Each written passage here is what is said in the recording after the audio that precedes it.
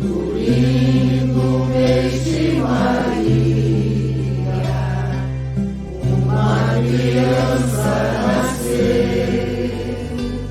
nasceu envolto em perfume, trazendo na fronte o lume que o Mestre Divino lhe deu.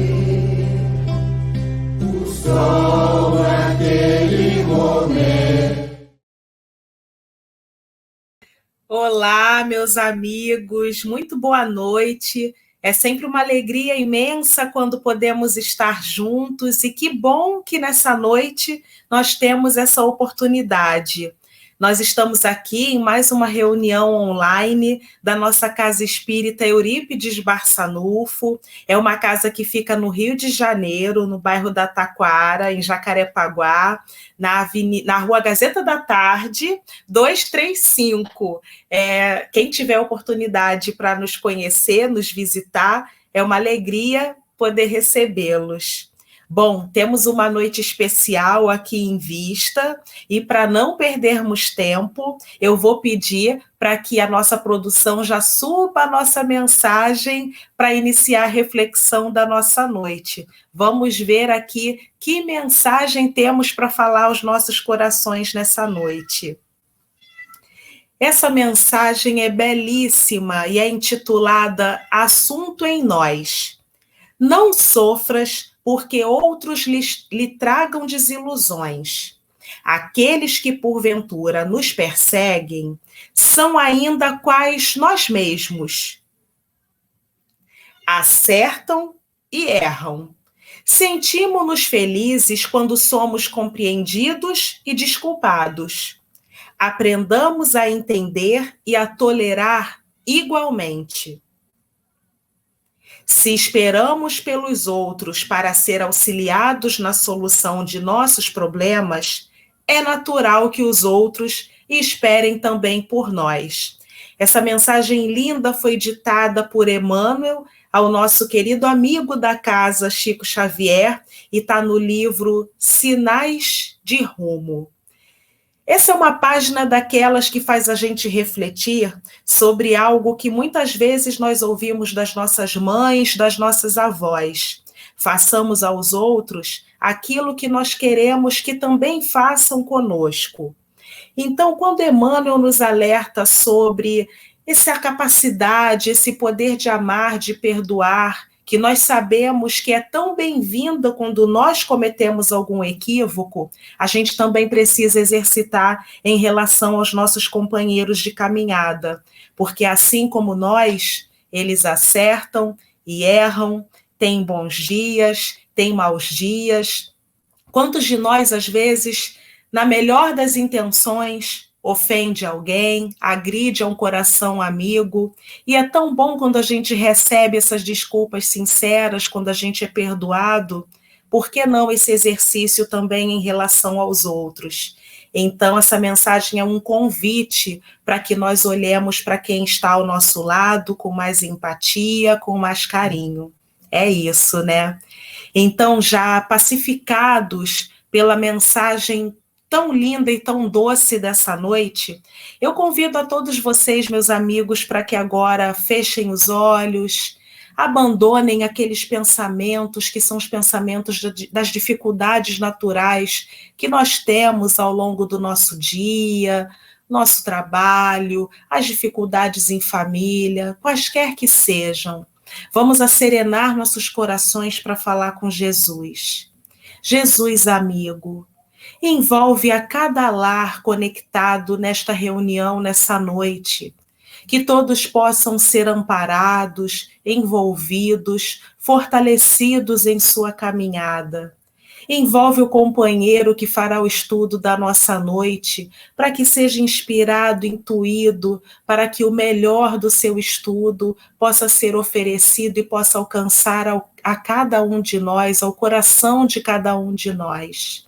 Senhor, abençoa o propósito dessa reunião, que é o de disseminar a palavra do Cristo, que é a de disseminar a doutrina espírita consoladora. Sê conosco, Mestre, graças a Deus. Bom, com o nosso coração em paz, depois do momento da oração e da prece, né? E a gente fala com Deus dessa maneira tão singela e sincera que o nosso coração tem. Eu convido um companheiro que é um amigo querido da nossa casa, Paraguaçu, conhecido de longa data, daqueles estudos que todo mundo gosta, e certamente essa noite não será diferente, porque Paraguaçu escolheu um tema daqueles que são dos temas assim mais sensíveis, eu vejo, dentro do Evangelho, que é a parábola dos talentos. Então, Paraguaçu, seja muito bem-vindo, e agora a palavra está com você na condução do nosso estudo. Obrigada. Olá, amigos. É um prazer estar com vocês de novo, mais uma vez. E dessa vez vamos apresentar algumas reflexões sobre a parábola dos talentos. É uma das parábolas assim mais ricas em ensinamento e também uma das mais intrigantes, né? Dada a simbologia que o Mestre Jesus utilizou. Ele utilizou simbologias voltadas para aquilo que mais prende o homem na Terra, né? Os valores materiais, aquilo que Carlos Torres Pastorinho chamava de as impermanências, né? O desejo material, né? Os bens efêmeros. E essa lição que essa parábola encerra, ela traz toda aquela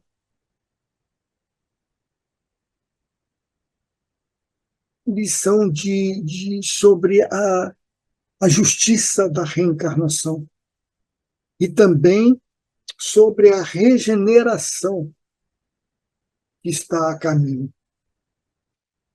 A gente pode ver através das entrelinhas da simbologia, né? Mas antes da gente entrar nessa propriamente dita, nessa parábola, eu gostaria de contar um conto aqui que foi escrito pelo Frederico Guilherme Kremer, o autor do livro Jesus de Nazaré, publicado pela FEB. É um livro excelente, e ele conta ali um conto judeu, e diz que a verdade resolveu um dia visitar os homens. Então ela se vestiu, né, simples, né, nada chamativo, né, veio como uma mulher, né, vestido normal, cabelo normal, sem brinco, sem nada, sem nenhuma maquiagem, né, uma sandalinha de dedo normal, um vestidinho comum, que a minha esposa disse que é um vestido para ir ao Carrefour. Né? E ela desceu e ficou ali, aqui andando entre as pessoas, né?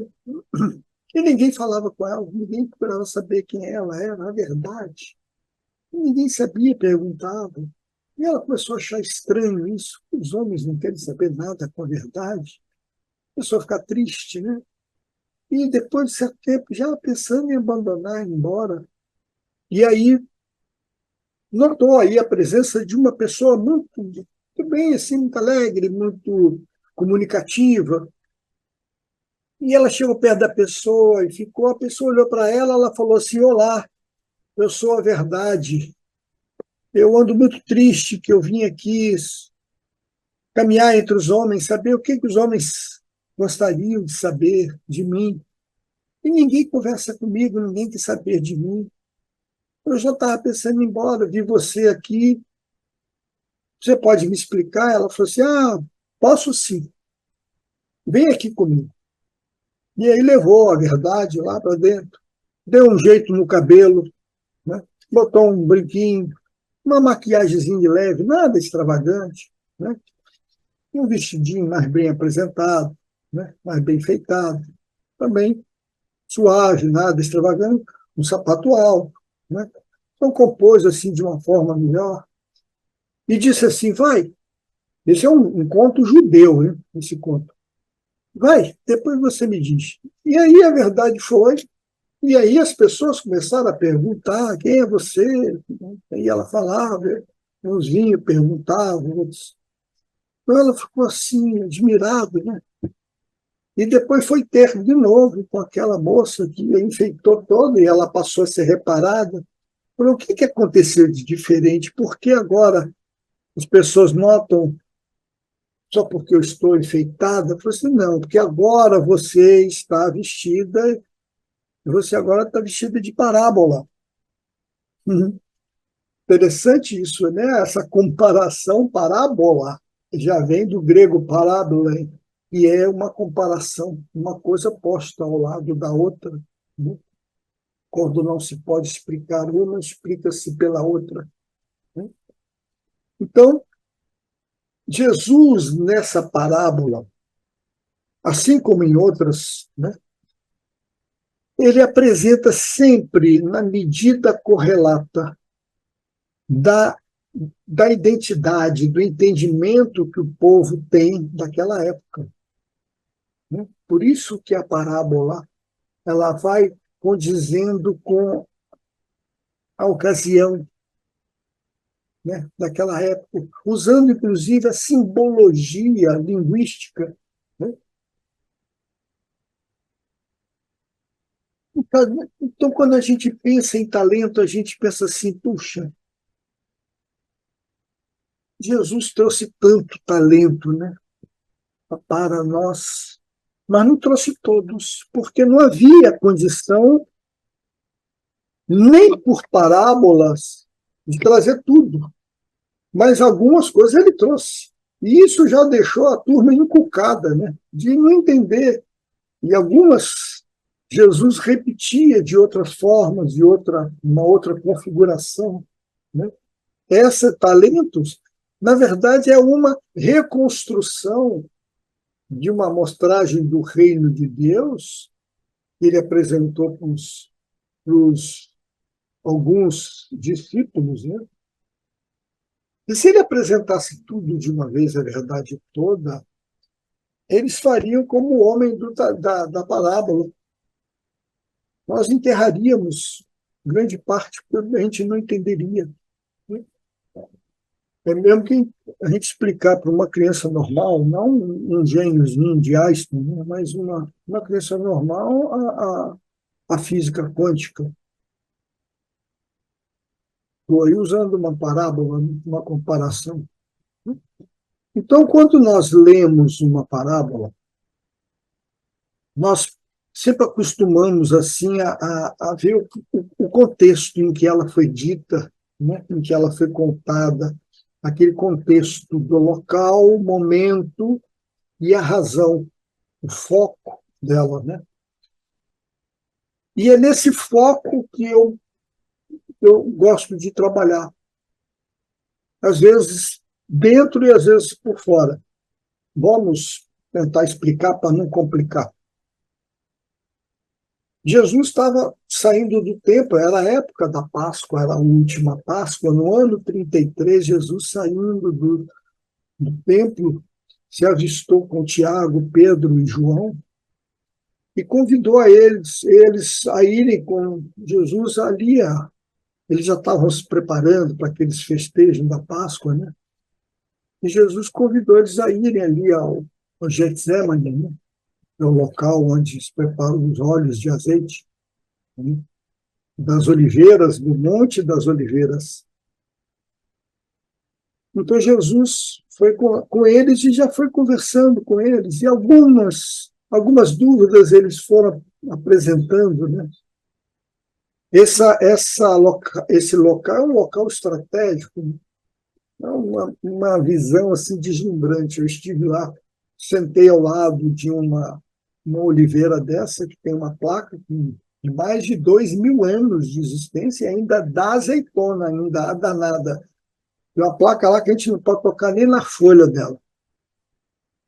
Mas de lá você admira a Jerusalém antiga toda, né? Você vê a nova também, mas a murada toda, a Jerusalém, o templo, é uma visão deslumbrante, é imperdível. E nesse caminho, Jesus, falando com os discípulos que ainda estavam com algumas dúvidas com relação a algumas passagens que Jesus falava do, do reino de Deus. E Jesus também falava também dos tempos futuros, aquele em que o homem carregava nos bens materiais a sua realização, em que eles falavam que não ficará pedra sobre pedra daquilo que se julgava ser aquela beleza máxima do mundo, na construção do templo. E ainda vendo essa persistência dessas dúvidas dos discípulos, Jesus entabulou alguns contos, né? Ele contou, ele contou sobre o caso das 10 virgens, né, da necessidade de cada um ter os seus valores, pelo seu esforço, né, para conseguir os seus resultados, não através do esforço do outro. Ele falou também sobre o julgamento final, naquilo que ficou conhecido como o sermão profético, que é muito significativo com relação ao futuro da humanidade. E encaixou aí, né? E também disse ele que o Senhor se ausentou, ia se ausentar, chamou seus servos e dividiu com eles os seus bens. Então, aí eu já parei nesse preâmbulo da parábola e vi ali o significado. O Senhor ausentar e 3 servos. Porque esse número 3 servos tem uma característica aí, não tem? Tem.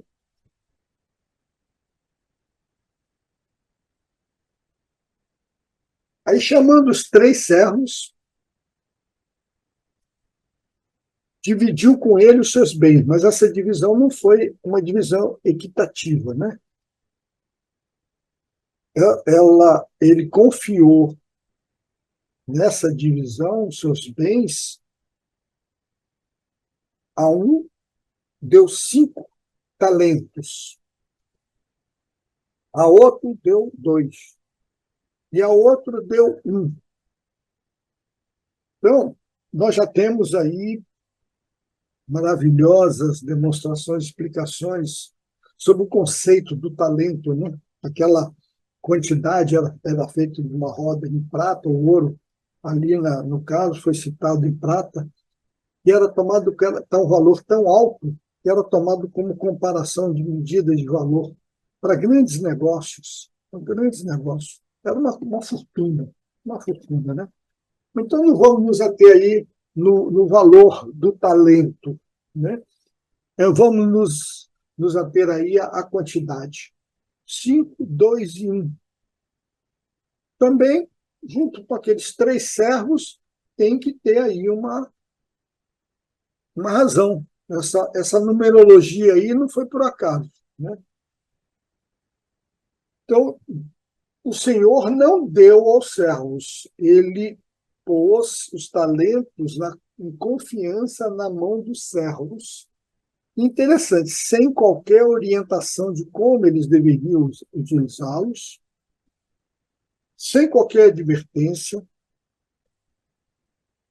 e não informou quando voltaria. Ele disse que voltaria, mas iria se ausentar por muito tempo, mas não disse quanto. Então, tem uma simbologia aí também do número e da questão do tempo, né? Número, valor e tempo. Valor a gente já viu, né? Vamos falar dos números e dos tempos. Então, por hora, vamos pegar aí nos números. Há uma linguagem, um significado na linguagem judaica, né, chamado gematria, né, que a cada correspondente, uma letra tem um correspondente número. Né? É uma tabelinha, né? São 22 letras. E um número, às vezes, corresponde a 2, 3, às vezes, letras ou mais. Né? Olha que interessante, o número 6 para os judeus, ele tem a correspondência com o homem. Né? Porque está lá na Gênesis. No sexto dia, Deus criou o homem. Então, tem a correspondência do 6, a simbologia para o homem. O número 666, né? Um homem bestializado, né? Aquele entregue às paixões, demonizado, né? Por isso, né? Como o número da besta. Né? Simbologias. Né? Mas vamos lá ao nosso caso. Então, o Senhor chamou 3 servos. Então, tem aí, usou o número 3. O que significa esse 3? É interessante que na minha pesquisa que eu fiz aí, esse 3 tem aquela simbologia de alguma coisa quando se quer reforçar, dar ênfase a alguma coisa. Usa-se 3. Os judeus fazem, quando para falar de Deus, eles falam: Deus é santo, santo, santo. Deus abençoa 3 vezes. É para dar aquela carga de ênfase, né? Então, Jesus ali, para ressaltar isso,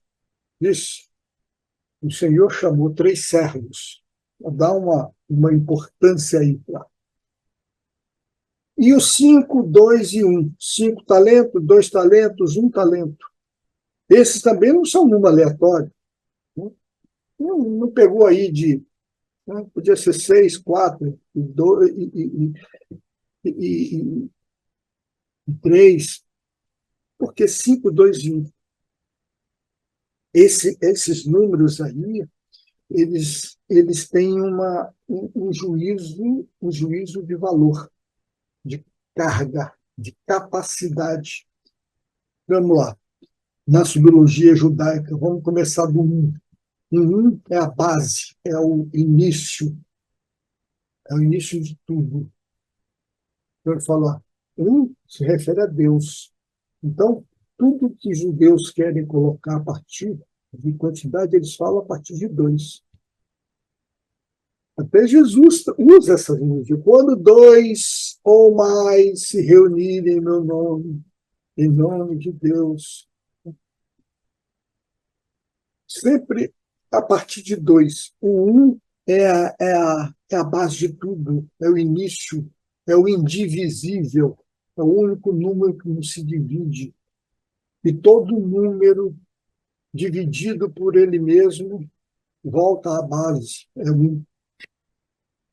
Falam sempre do número inteiro, né? A conotação aí é sempre do número inteiro. O número 2, ele tem a conotação do par perfeito. Noé colocou 2 bichos de cada espécie, um par de bicho.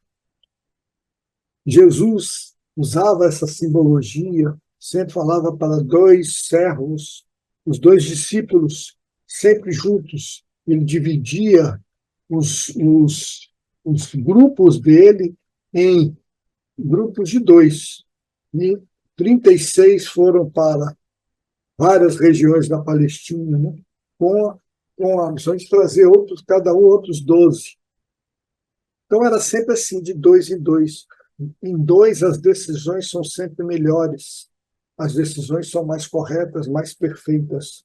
Né? E a conotação do 5 é a conotação do máximo possível.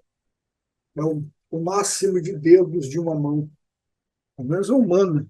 5 dedos numa mão. É o máximo possível, a maior possibilidade. Né?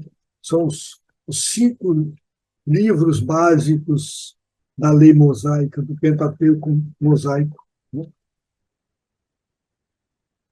Então, após muito tempo, né, que não se refere aí a nenhuma outra coisa, é tempo mesmo, né? Porque quando fala-se de tempo, é tempo mesmo, né? O Senhor volta e chama-os às contas. Então, eles se apresentam na mesma ordem em que foram chamados para receber né, os talentos. O primeiro foi o de 5, né, que apresentou, além dos 5, apresentou outros 5. Em seguida veio o que recebeu 2 talentos, além dos 2, apresentou outros 2. Então, a esses 2, cujos talentos foram multiplicados por números iguais, né, eles foram dobrados 100% de, de, de, de resultados, né? O Senhor diz muito bem, servos fiéis, bons e fiéis, né? Já que foste fiel no pouco, dar-te-ei poder para outros mais. Entra no gozo do teu Senhor. Vamos chegar lá na abertura desse aí, né? Chegando o último, que havia recebido um só, dentro da sua capacidade de receber um só, a gente viu que foi distribuído de acordo com a sua capacidade, né? Capacidade de cada um. Esse já veio já com uma, não é um pedido de perdão, não foi um reconhecimento por ter sido incapaz, não, ele já veio no sentido já de jogando para o Senhor o seu mau resultado. Ele já vem já em tons de praticamente de uma acusação, né? Sabendo que o Senhor é um homem severo, que colhe onde não semeia, ou seja, então ele está chamando o Senhor, comparando ao Senhor à fragilidade humana, né? Ajuntas onde não espalhaste, ou seja, chamando Deus de preguiçoso, o Senhor, né, de preguiçoso. Então, eu, com medo do Senhor, dado esse talento que eu recebi, resolvi esconder o seu talento e aqui está, é teu. Então, dada a inversa expectativa, né? O Senhor, então, respondeu, bom, você, para mim, então, é um servo, né, mau e preguiçoso. Se sabias que eu não colho onde semeio, que eu não ajunto onde não espalhei, então devias pelo menos dar o dinheiro aos banqueiros, para quando no meu retorno eu recebesse pelo menos os juros. É interessante que ali é uma análise, né? O servo apresenta a sua, vamos dizer, justificativa, e o Senhor apresenta a análise para ele. E no segundo momento, ele faz o julgamento, né? Então, tira desse servo o talento que lhe foi dado, né? E dá a quem tem mais, aumentar a capacidade de quem pode com ele produzir mais. Mas dá por quê? Ali não fala que o Senhor vai viajar de novo, né? Ele fala, tira de um e dá para quem tem mais capacidade, porque esse que foi dado, né, até aquilo que ele acha que tem vai ser tirado. e ele vai ser levado, lançado às trevas, onde haverá choro e ranger de dentes.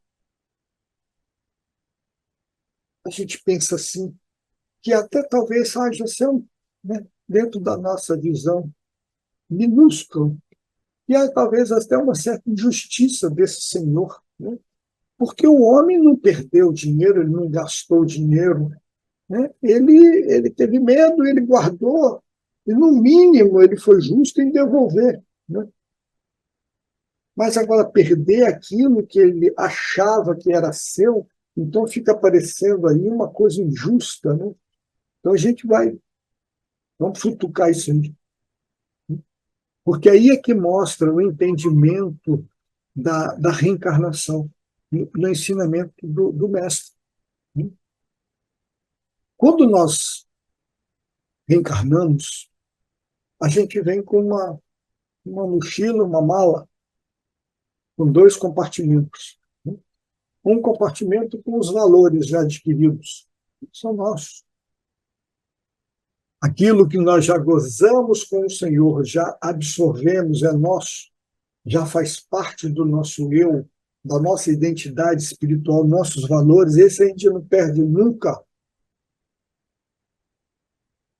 Outra parte da mala vem carregado com os nossos erros, nossos vícios para essa nova encarnação, e temos nessa jornada o compromisso de diminuir, à medida que aumentamos o compartimento dos nossos valores, né? Vamos diminuindo os erros e os nossos vícios.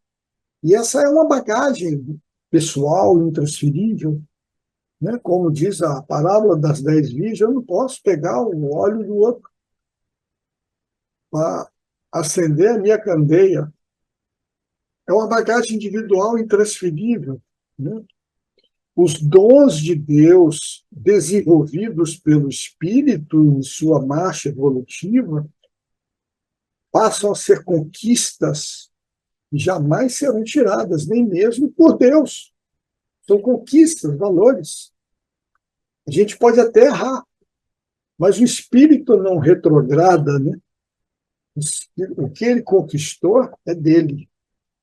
O que a gente pensa que conquistou, que a gente acha que já tem direito a ter, é que não. Isso a gente pode perder.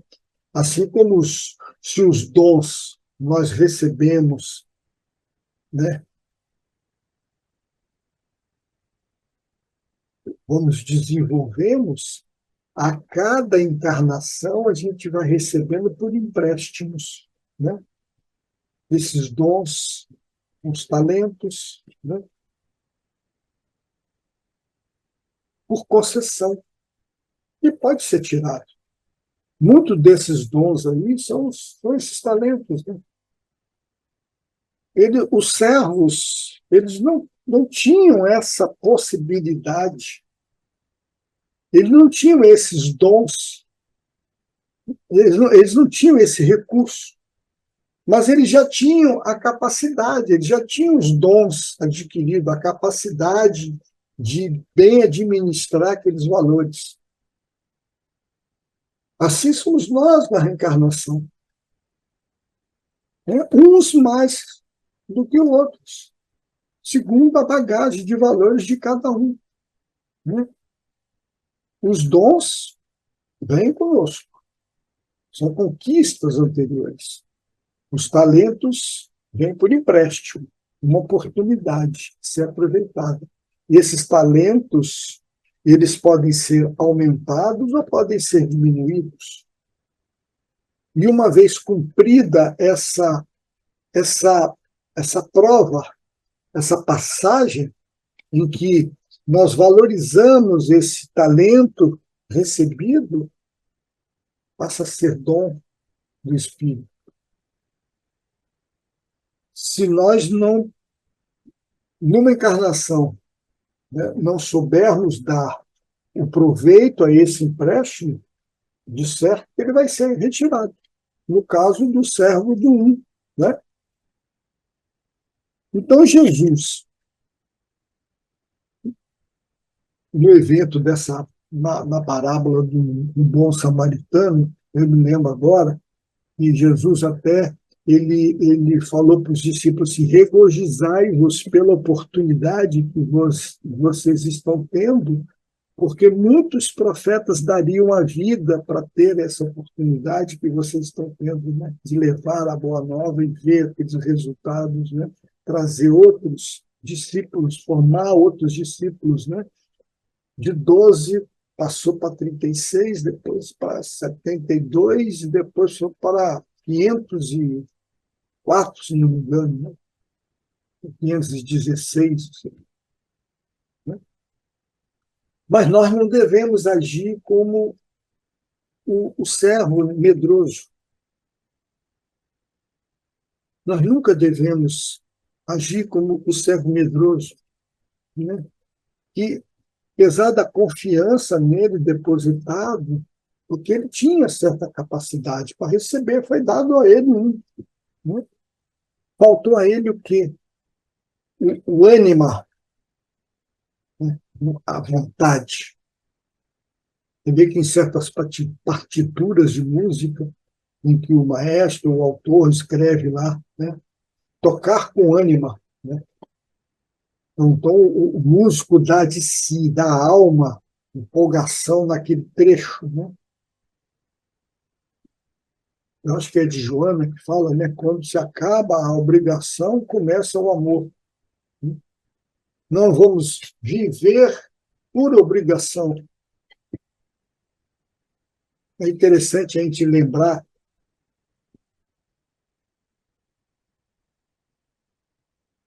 o principal talento que a gente tem, né? Qual é o principal talento que a gente tem? Logo de partida é a própria vida. Já viu o custo na economia espiritual de uma encarnação?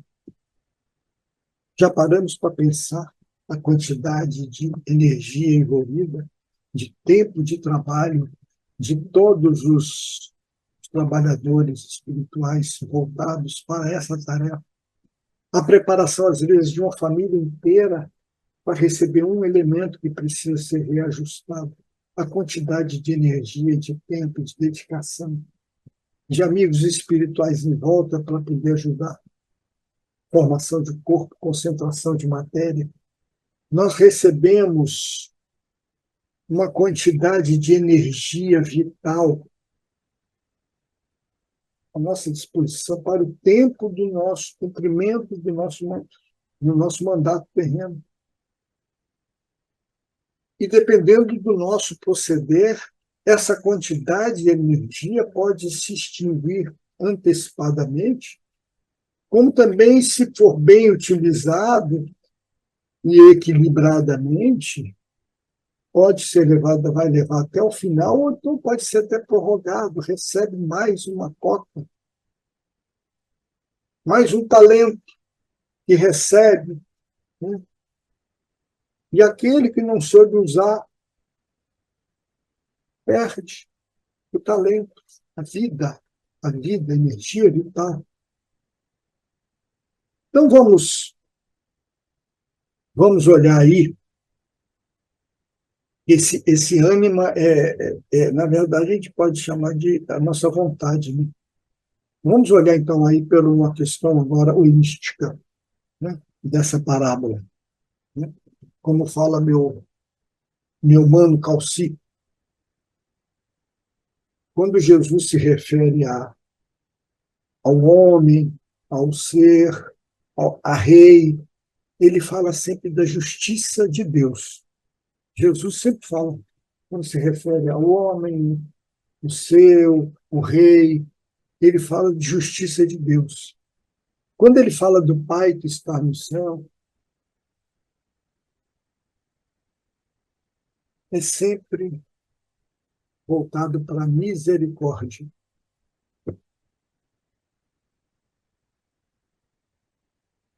Né? O homem, o Senhor, o Rei, é sempre,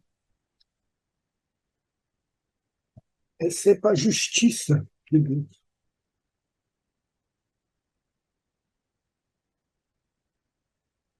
Quando ele fala, meu Pai, que está no céu, né? Destacando a precedência patriarcal de Deus, né? Em nossa vida plena, ele está falando da misericórdia.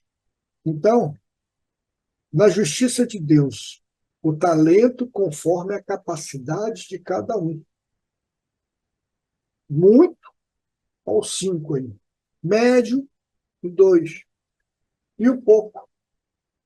Isso por uma questão de justiça, a capacidade de cada um. E pela misericórdia, quando fala da misericórdia, não é pela capacidade de cada um, é conforme a necessidade. Deus atua por misericórdia conforme a necessidade.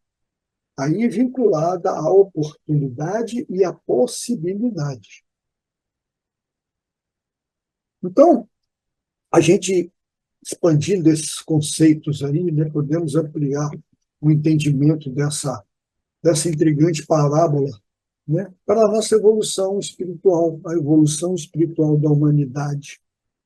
Deus é o Senhor é o Deus, Senhor dos tempos, Senhor dos destinos. Servos somos todos nós, a humanidade.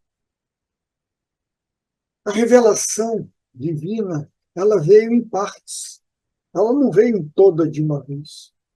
Ela veio primeiro pela justiça de Moisés, depois ela veio pelo amor de Jesus, e depois o complemento depois da realidade espiritual prometida por Jesus, através de várias religiões, a hindu, dos Vedas, o budismo e o espiritismo.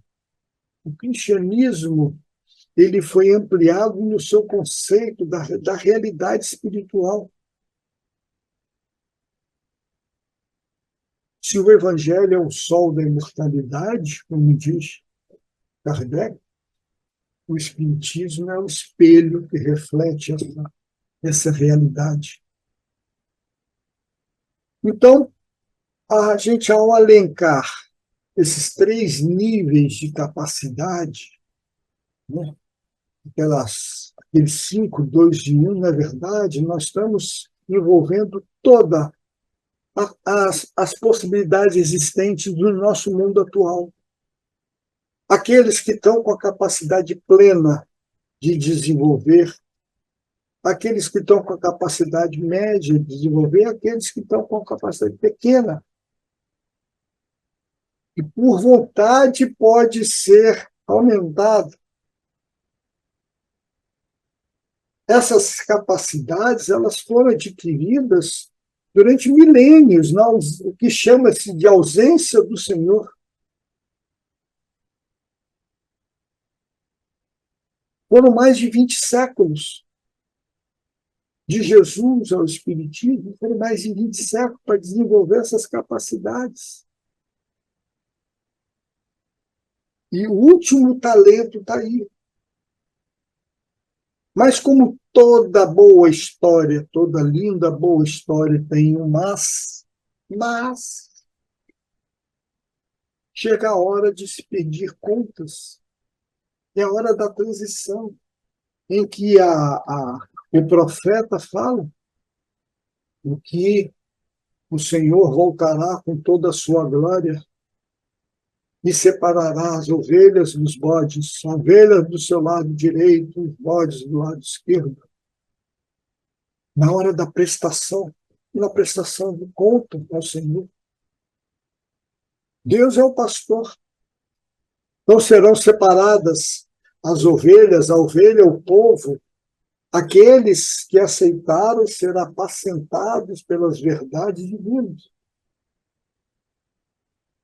Multiplicaram os seus talentos. Utilizaram, absorveram a capacidade de, agora, ter novas responsabilidades. Quem pode num pouco, vai poder agora no muito. E não é no muito de bênçãos, muito de trabalho, de esforço. Essas são as ovelhas. O bode significando os homens frágeis, doentes da alma, né? Aqueles que não valorizaram o talento recebido, né? Menosprezam o Senhor, comparando ao mais mesquinho e inconsequente homem. Para esses são novas escolas, onde haverá desconsolo, a transmigração já está ocorrendo. Será levado às trevas, porque, infelizmente, dentro da realidade de cada um viveu. E ele vai continuar vivendo naquela realidade, só que em outro ordem.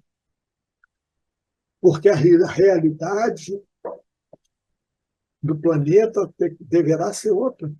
A ampulheta mundial, a ampulheta universal, ela não para.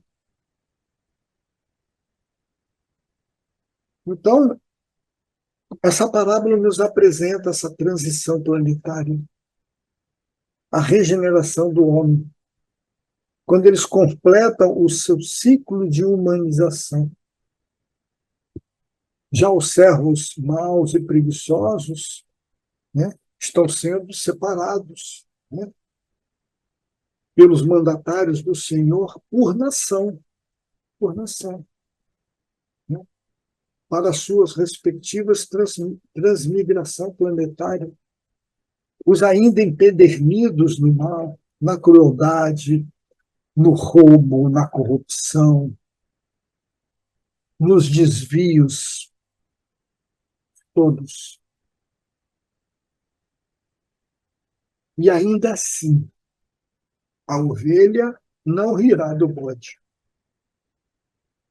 mas ela sabe que o bem não lhe pertence, o bem pertence, o bem provém de Deus, enquanto o mal provém de mentes ainda equivocadas. Por isso que as ovelhas não riem dos bodes.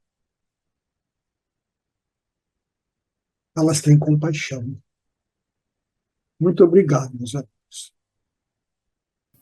Bom, meus amigos, que estudo maravilhoso. Obrigada, Paraguaçu, pelas palavras tão bem escolhidas, pela reflexão e certamente o estudo em que você precisou dedicar um tempo para preparar para nós.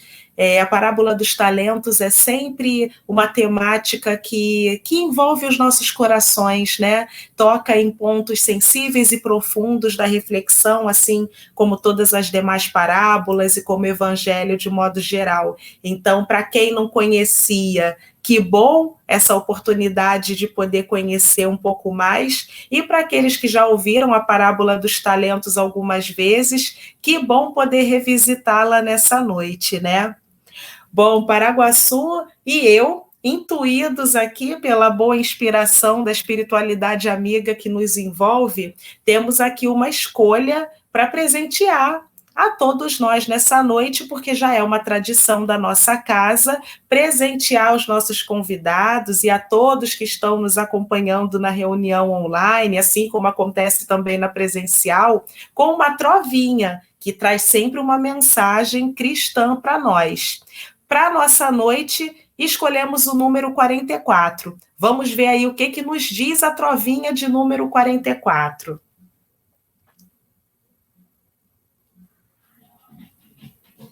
Olha, é mensagem para todos nós, hein?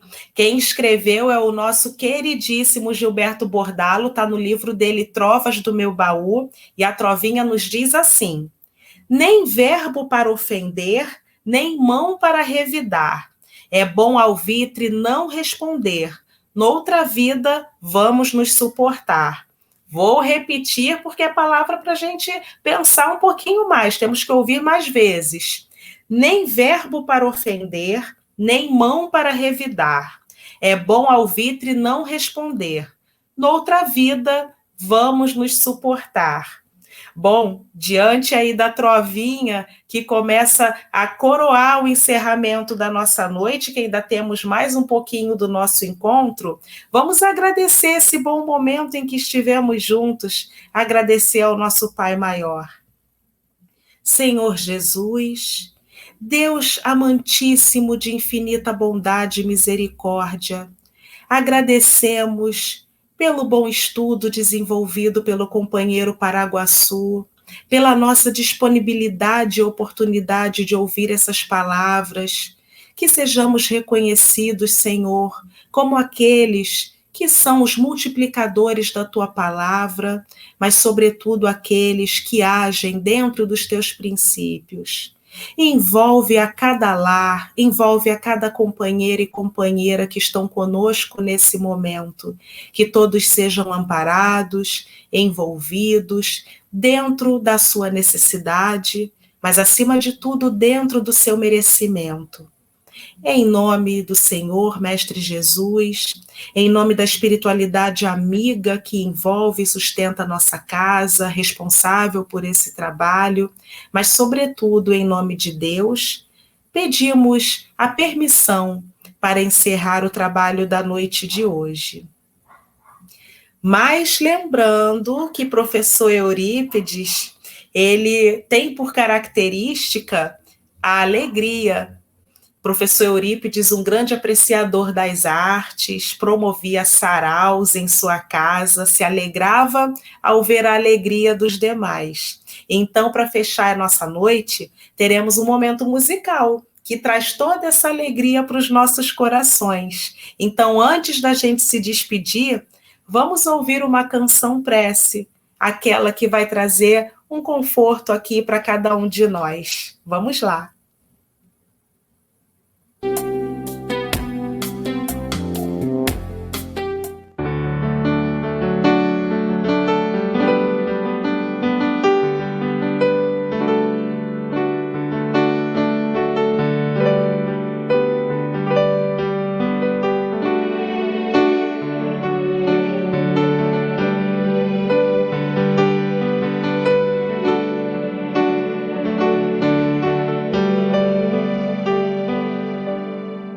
Te falar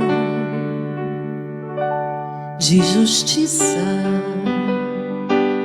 e de amor, de consolar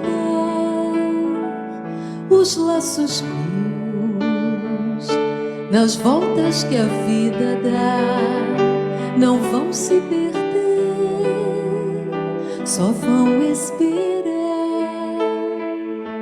Sob um véu de esquecimento que o Pai pousa sobre nós, só me faz lembrar o vento que muda tudo de lugar. Hoje sou eu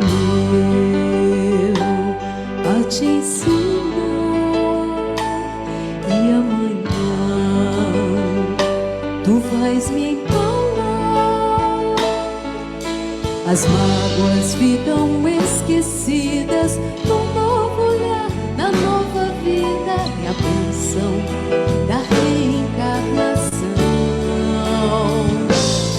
Somos todos da mesma família, hoje sou pai, amanhã filha, é a bênção da reencarnação.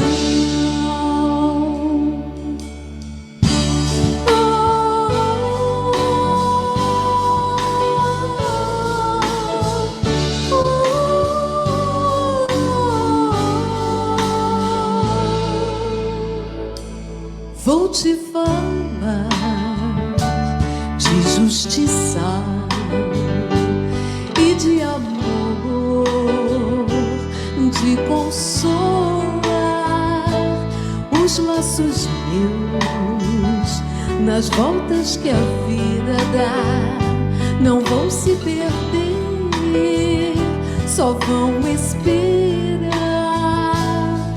Sob um véu de esquecimento que o Pai pousa sobre nós, só me faz lembrar o vento que muda tudo de lugar. Hoje sou eu a te ensinar, e amanhã tu vais me empalar. As mágoas ficam esquecidas no novo olhar, na nova vida. É a bênção da reencarnação. Somos todos da mesma família. Hoje sou pai, amanhã filha. É a bênção da reencarnação. As mágoas ficam esquecidas no novo olhar, na nova vida. É a bênção da reencarnação. Somos todos da mesma família. Hoje sou pai, amanhã filha. É a bênção da reencarnação.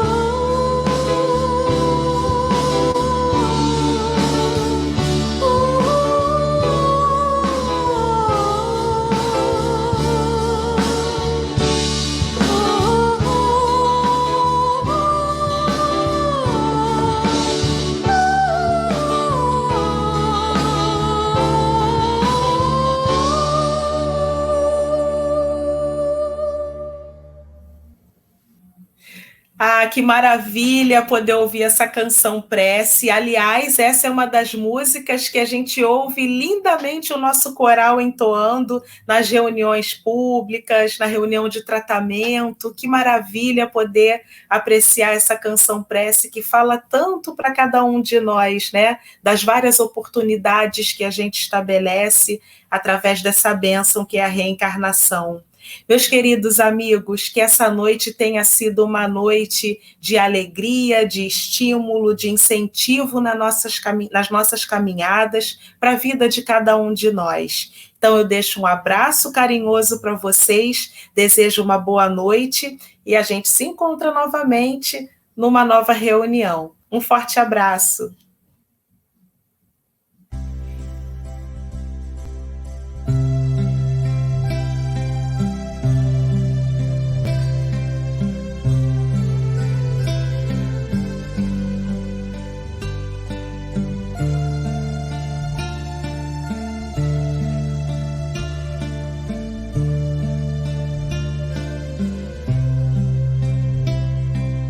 Aquele primeiro dia do lindo mês de Maria, uma criança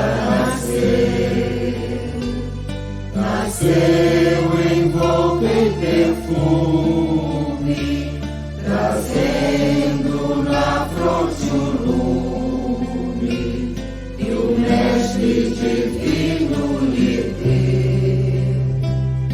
O sol naquele momento lá na nossa sacramento intensamente brilhou, iluminando os caminhos, as árvores e os ninhos, tudo falando de amor. E nesta terra sofrida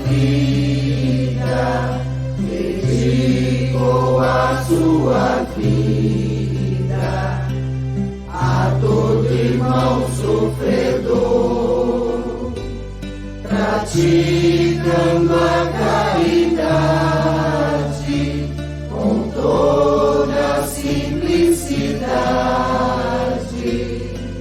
Ele exemplificou.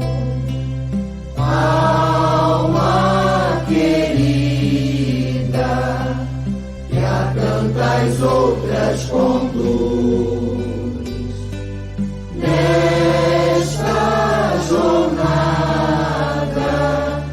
pelos caminhos da luz. Querido Eulírio,